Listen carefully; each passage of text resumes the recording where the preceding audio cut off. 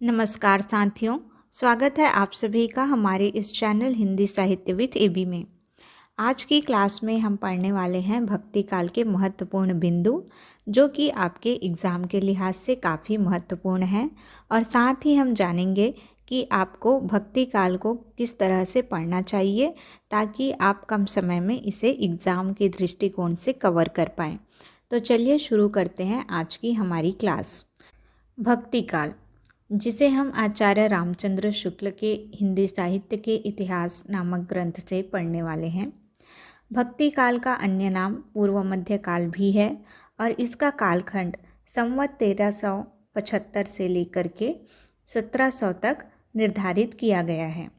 संवत को यदि हमें सन में बदलना हो तो हम उसमें -57 कर देते हैं, जिससे उसका सन निकल करके यानी ईस्वी निकल करके आ जाता है। तो इसका कालखंड हुआ सन 1318 ईस्वी से 1443 ईस्वी तक। भक्ति काल के यदि हम विभाजन को देखें तो इसे दो भागों में बांटा गया है। एक है निर्गुण धारा और दूसरा है सगुण धारा। निर्गुण धारा में पुनः दो शाखाएं हैं, ज्ञानाश्रयी और प्रेम मार्गी। ज्ञानाश्रयी शाखा संत शाखा कहलाती है, जबकि प्रेम मार्गी को सूफी शाखा कहा जाता है। इसी तरह सगुण धारा को दो खंडों में बांटा गया है, राम भक्ति धारा और कृष्ण भक्ति शाखा। इसके पूर्व की कक्षाओं में हमने भक्ति काल के 4 शाखाओं के प्रमुख कवियों के बारे में बात की थी और देखा था कि कौन से कवि कौन से शाखा से बिलोंग करते हैं। आचार्य शुक्ल ने अपने हिंदी साहित्य के इतिहास ग्रंथ में भक्ति काल को 6 प्रकरणों में बांटा है। पहले प्रकरण का नाम है सामान्य परिचय, दूसरा प्रकरण निर्गुण भक्ति शाखा से है ज्ञानाश्रयी, तीसरा निर्गुण शाखा के प्रेम मार्गी से, और चौथा सगुण धारा के राम भक्ति शाखा से, पांचवा सगुण धारा के कृष्ण भक्ति शाखा, और छठवां है सामान्य परिचय फुटकल रचनाओं का, भक्तिकालीन फुटकल रचनाएं। ये 6 प्रकरण हैं और इनके डिटेल हम बाद में पढ़ेंगे। उसके पहले हम जान लेते हैं कुछ विद्वानों के महत्वपूर्ण कथन भक्ति काल से संबंधित, कि इन्होंने भक्ति काल को कौन कौन से नाम से संबोधित किया है। जॉर्ज ग्रियर्सन और डॉक्टर श्याम सुंदर दास भक्ति काल को हिंदी साहित्य का स्वर्ण युग कहते हैं। आचार्य हजारी प्रसाद द्विवेदी, डॉक्टर रामविलास शर्मा भक्ति काल को लोक जागरण काल कहते हैं। इसी तरह मिश्र बंधु इसे माध्यमिक काल, गणपति चंद्र पूर्व मध्यकाल और आचार्य शुक्ल इसे भक्ति काल की संज्ञा देते हैं। बाकी सभी विद्वान भी इसे भक्ति काल की ही संज्ञा देते हैं, किंतु आचार्य शुक्ल ने सर्वप्रथम इसे भक्ति काल की संज्ञा दी थी। जैसा कि इसके पूर्व की क्लासेस में हमने कुछ संप्रदाय एवं उसके प्रवर्तकों के बारे में पढ़ा था, तो यहाँ पर उसी को अपडेट करते हुए मैंने कुछ संप्रदायों और उनके प्रवर्तकों की एक सूची बनाई है, जिसे आप अपने सेल्फ नोट्स में जाकर के अपडेट कर लेंगे। और इसको मैं आपकी जानकारी के लिए एक बार पढ़कर सुना देती हूँ। पहला है वारकरी संप्रदाय, इसके प्रवर्तक हैं पुंडलिक। दूसरा उदासी संप्रदाय, श्रीचंद। तीसरा ब्रह्म संप्रदाय या परम ब्रह्म संप्रदाय, इसके प्रवर्तक हैं दादू दयाल। फिर है सत्यनामी संप्रदाय, जगजीवन दास। कबीर पंथ, धर्मदास। महानुभाव, चक्रधर स्वामी। साधो संप्रदाय, बीरभान। बावरी संप्रदाय, बावरी साहिबा। लाल पंथ, लालदास। निरंजनी संप्रदाय, हरिदास। बिश्नोई, जंभनाथ। सिख संप्रदाय, गुरु नानक। रसिक संप्रदाय, अग्रदास। राधा वल्लभ संप्रदाय, हित हरिवंश।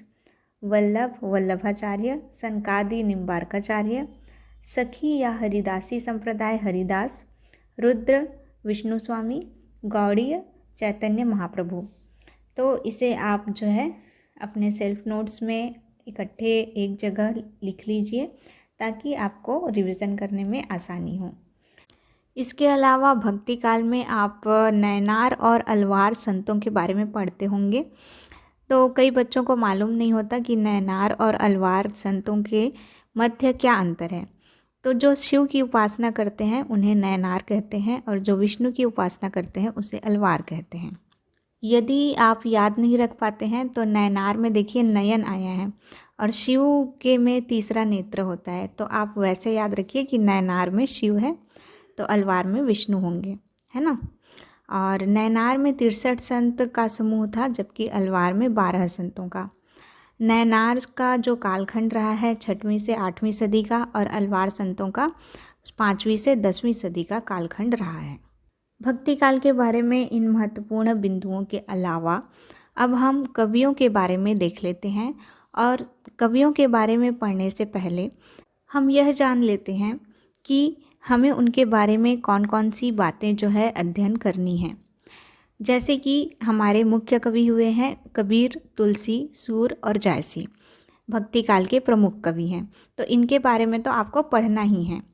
साथ ही किसी भी कवि के बारे में आप पढ़ें अगर भक्ति काल के, तो उनके जन्म तिथि और स्थान दोनों, मृत्यु तो उसके भी आपको तिथि और स्थान दोनों पढ़ने हैं। फिर यदि उनका कोई परिवार के बारे में जिक्र है तो उसे देख लीजिए। उनके गुरु का नाम आपको याद रखना है। यदि उन कवि के समकालीन और कोई कवि हुए हैं या राजा हुए हैं तो उन्हें याद रखना है।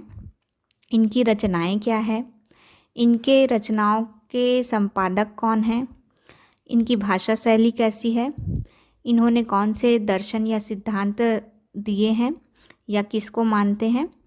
इसके अलावा आलोचकों के कथन इनके बारे में क्या रहे हैं, और इन्होंने कौन से संप्रदाय की या पंथ की स्थापना की है। तो ये सारे बिंदु आपको किसी कवि के बारे में अध्ययन करने ही हैं। इसके अलावा आपके एग्ज़ाम में पूछा जाता है अष्टछाप कवि, उनके नाम और कालानुक्रम, और रामचरितमानस, उनके खंडों के नाम क्रमानुसार। तो ये 2 चीज़ें आपको अपने नोट्स में ऐड करनी हैं। इन सब के अलावा जो आचार्य शुक्ल के विचार हैं वे आपको पूछे जाते हैं। तो चलिए हम पढ़ना शुरू करते हैं आपके संत काव्यधारा निर्गुण ज्ञानाश्रयी शाखा के बारे में। निर्गुण ज्ञानाश्रयी शाखा के जो कवि हुए हैं उनमें मुख्य रूप से जो आपको विषय देखने के लिए मिलेगा वह है निर्गुण ब्रह्म के प्रति उनकी आस्था, दूसरा है सद्गुरु का महत्व, तीसरा है शास्त्रों का और जाति का विरोध, चौथा है माया का विरोध, पांचवा है धार्मिक आडंबरों का विरोध और सांप्रदायिकता का विरोध, और कुछ रहस्यवादी भावनाएं ये आपको देखने के लिए मिलेंगी। और इनके जो दर्शन हैं, दर्शन में आप शंकर का अद्वैतवाद और नाथों का हठ योग ये आपको देखने के लिए मिलेगा। तो इस तरह से आपके दर्शन या सिद्धांत और उनकी विषय वस्तु ये 2 चीज़ें आपको क्लियर हो गई निर्गुण ज्ञानाश्रयी शाखा के कवियों की। ये सबके लिए लगभग समान ही हैं, तो मैं हर कवि के में आपको नहीं बताऊंगी। और यदि मैं इसके भाषा शैली और शिल्पगत विशेषताओं की बात करूं तो ये जो है मूलतः भक्त हैं, कवि नहीं हैं। इस कारण से इनकी जो भाषा है उसमें आपको सधुक्कड़ी, जिसमें कि सारी भाषाएं जो है मिली जुली रहती हैं, जैसे ब्रज, राजस्थान, पंजाब ये वाला जो क्षेत्र है वहाँ की भाषाओं का प्रभाव आपको देखने के लिए मिलेगा। और इसी के कारण इनकी भाषा को पंचमेल खिचड़ी भी कहा जाता है। और इसके अलावा इनमें उलट बांसी का प्रयोग आपको दिखने को मिलेगा। चूँकि इसमें हठ योग आपको देखने के लिए मिलेगा, तो हठ योग में एक शब्द है सुरति निरति, जिसका अर्थ होता है अंतर्नाद सुनना और उसी में लीन हो जाना। ये मैं आपको इसलिए बता रही हूँ क्योंकि एग्ज़ाम में आपके इसी तरह के क्वेश्चन बनते हैं कि हठ योग में सुरति निरति का अर्थ क्या है, और उसके बाद आपको 4 ऑप्शन दे दिए रहेंगे। आपको मार्क करना है अंतर्नाद सुनना और उसी में लीन हो जाना। ये तो हो गई आपके भाषा की बात। और दूसरा है इसकी शैली क्या रही, तो दोहा और चौपाई छंदों का ही ज़्यादा प्रयोग हुआ है। अब हम बात कर लेते हैं इसके कवियों की। कवियों में सबसे पहले कवि हैं नामदेव। इनसे ही हिंदी में भक्ति साहित्य का आरंभ माना जाता है। इन्होंने सगुण व निर्गुण दोनों धाराओं में अपनी रचना की है। यदि आप इनके रचना की भाषा की बात करें तो वे हैं ब्रजभाषा या परंपरागत काव्य भाषा या सधुक्कड़ी भाषा। इनकी रचना है अभंग, जो कि मराठी भाषा में है। ये जो है वारकरी संप्रदाय से संबंधित थे। इनके गुरु का नाम था खेचरनाथ, यानी कि गुरु बिसोबा खेचर, जो कि नाथपंथी कनपटे थे। इसके अलावा इनकी जो जाति थी वो थी छिपा दर्जी जाति, क्योंकि आपके एग्ज़ाम में कभी कभी पूछ लिया जाता है कि ये कवि कौन सी जाति से संबंधित थे। इसके अलावा एक और इम्पॉर्टेंट पॉइंट है इनके बारे में कि संत नामदेव की पदावली का संपादन भगीरथ मिश्र ने किया है। आप क्या करिए, रचना और उसके संपादक साथ में कवि का नाम, तो ये 3 कॉलम बना लीजिए और इसे एक जगह इकट्ठे नोट डाउन करते हुए चलिए, ताकि ये अंत में आपको एक जगह पर मिले। चूँकि नामदेव वारकरी संप्रदाय से संबंधित थे, तो इस कारण से हम वारकरी संप्रदाय के बारे में कुछ बेसिक बातें जान लेते हैं। यह महाराष्ट्र का एक संप्रदाय है जो कि दक्षिण भारत के पंढरपुर नामक स्थान पर उद्भव इसका हुआ है और इसके प्रवर्तक थे संत पुंडलिक। इनके प्रथम उन्नायक माने जाते हैं संत ज्ञानदेव। ज्ञानदेव जो है गोरख के शिष्य परंपरा से माने जाते हैं। इसके बाद हमारे अगले कवि हैं रैदास। रैदास जो है चमार जाति से थे। इनके पद जो है गुरु ग्रंथ साहिब में संकलित हैं। इनकी रचना को आप बोल सकते हैं रैदास की बानी। इनके शिष्य का नाम था उदयदास और उदयदास के शिष्य का नाम था बीरभान। बीरभान ने स्थापना की थी साधु संप्रदाय की। रैदास के गुरु का नाम है रामानंद। इनका मोक्ष स्थान या मृत्यु स्थान है काशी का गंगा घाट। इनके समकालीन रहे हैं सिकंदर लोधी और ये सिकंदर लोधी के निमंत्रण पर दिल्ली भी गए थे। उम्मीद है कि आप मेरे कहे अनुसार कवियों के महत्वपूर्ण बिंदुओं को नोट करते हुए चल रहे होंगे। यदि आप चाहें तो एक बड़े से कागज़ पर कॉलम बना लीजिए और उसमें आप जो है एक तरफ कवि का नाम लिखिए और कॉलम को भरते जाइए। इस तरह से यदि आप नोट्स बनाते हुए चलते हैं तो वह एक ही पेज में आपको सारी जानकारी मिल जाती है और रिवीजन करने के लिए बहुत ही आसानी होती है। तो चलिए अब बात कर लेते हैं हमारे अगले कवि कबीरदास जी की। कबीरदास जी का जन्म हुआ है 1398 ईस्वी काशी में। इनकी मृत्यु हुई है 1518 ईस्वी मगहर में। इनके माता पिता का नाम था निरुनीमा, पुत्र पुत्री थे कमाल कमली, पत्नी का नाम था लोई। इनके गुरु थे रामानंद। इनके शिष्य का नाम था धर्मदास, जिन्होंने बीजक के नाम से इनकी वाणी का संग्रह किया है। बीजक के 3 भाग हैं, साखी, सबद और रमैनी। साखी का अर्थ है साक्षी, सबद का अर्थ है शब्द और रमैनी का अर्थ रामायण से है। इसके अलावा श्याम सुंदर दास ने इनकी साखियों का संकलन किया है, तो आप संपादक में श्याम सुंदर दास का नाम याद रख सकते हैं। श्याम सुंदर दास ने कबीर को रहस्यवादी कवियों में सबसे पहले स्थान पर रखा है। संपादन के कार्य में हमें अयोध्या सिंह उपाध्याय हरिऔध का नाम भी देखने को मिलता है। इन्होंने कबीर वचनावली का संपादन किया है और श्याम सुंदर दास ने कबीर ग्रंथावली का संपादन किया है। तो आप इसे नोट डाउन करते हुए चलिए। अब हम कबीर के संबंध में कुछ आलोचकों के विचार देख लेते हैं। सबसे पहले हैं हजारी प्रसाद द्विवेदी। इन्होंने कहा है, भाषा पर कबीर का ज़बरदस्त अधिकार था, वे वाणी के डिक्टेटर थे। क्वेश्चन आता है, वाणी के डिक्टेटर कबीरदास जी को किसने कहा है? तो आपका उत्तर हो जाएगा हजारी प्रसाद द्विवेदी। आगे रामस्वरूप चतुर्वेदी लिखते हैं, कबीर की रचना में कितने रंग हैं, अक्खड़ समाज चेता का, कटुक्तिकार का, एकदम भाव विभोर होकर आत्मसमर्पण का, गहरी रहस्य चेतना का, प्रेम के तन्मय भाव का और चरम वैराग्य का। इन सभी रंगों में उनकी कला सक्रिय है और पूरी तरह संश्लिष्ट। इतना वैविध्य कम रचनाकारों में मिलेगा। जाहिर है इसलिए फुटकर पद और दोहे लिखकर बिना महाकाव्य लिखे वे हिंदी के महाकवि हैं। इसी तरह बच्चन सिंह ने लिखा है, हिंदी भक्ति काव्य का प्रथम क्रांतिकारी पुरस्कर्ता कबीर है। हमारे अगले कवि हैं गुरु नानक। ये सिख धर्म के प्रवर्तक थे। इन्हें आदि गुरु की संज्ञा दी जाती है। इनके माता पिता का नाम था तृप्ता देवी और कालूराम। इनके संपूर्ण भजन गुरु ग्रंथ साहिब में संकलित हैं। संपादन कार्य में सिखों के जो पांचवें गुरु हैं अर्जुन देव, इन्होंने गुरु ग्रंथ साहिब का संपादन किया है। गुरु नानक पहले संत हैं जिन्होंने विदेशी आक्रमणकारियों के खिलाफ आवाज़ उठाई है। इसके अलावा इनकी प्रमुख खास बात है कि ये संभवतः अकेले भक्त कवि हैं जिन्होंने नारी की निंदा नहीं की है। और इनके सबसे बड़े पुत्र, उनका नाम था श्रीचंद और उन्होंने उदासी संप्रदाय की स्थापना की। इसके अलावा गुरु नानक की संपूर्ण वाणी जो है नानक वाणी में संकलित है और इसके संपादक हैं जयराम मिश्र।